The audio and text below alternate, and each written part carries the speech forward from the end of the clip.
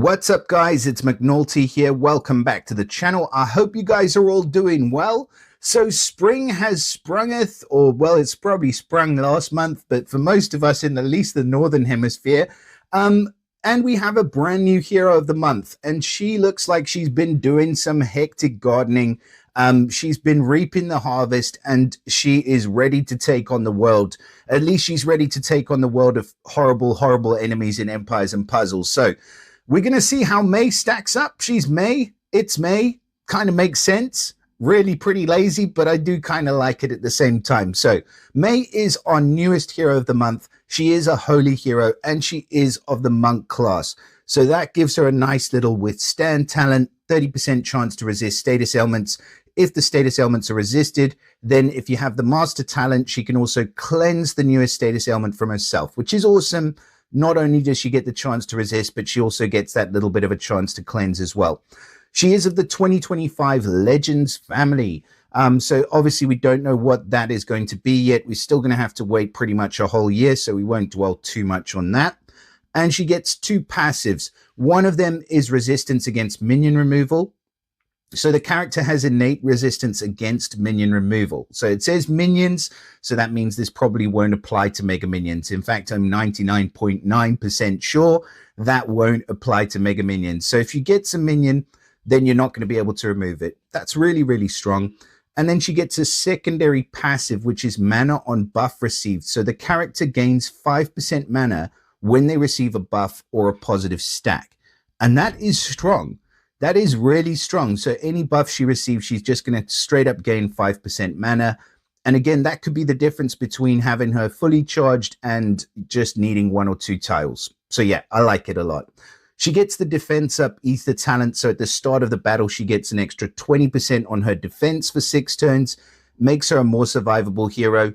It's a really good talent, not just for healers and protective heroes, but also for attacking heroes as well. So I really like defense up pretty much on every single hero. I think it just gives you that extra level of survivability at the beginning of a battle, which is what you need when you're dealing with the heroes like we have at the moment from the Garrison Guard, where the mega minions are just trying to chop you up right from the beginning.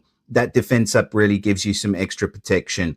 If we switch off the max power, we can see she's running a team power of 1077. So she's about exactly 100 points behind our latest hero, which is released into the regular portals. And that's not too bad, to be honest. Like, the stats are still actually really good. And once you do look at adding on second limit breaks, emblems, and all the rest of it, her team power is as strong as, I mean, she's going to be relevant, put it that way. As far as the art, I'm not mad at it. I think it's quite cool, quite quirky, and just a little bit fun. So yeah, I like it, as well as the name. Now let's move on to the biggest bit, which is obviously the special skill. Okay, so her special skill is called the Bounty of Spring, and she's running at average speed. So at average speed, she's going to get growth, where all allies are going to get 150 attack and 150 defense. So this is the first time that we've actually seen growth on a hero of the month. And that's pretty cool because it's increasing their attack and also their defense. So it's kind of like a mini version of Dark Feather. I'm just going to double check how much he does. I think his is like 250 at the moment, and it was probably increased.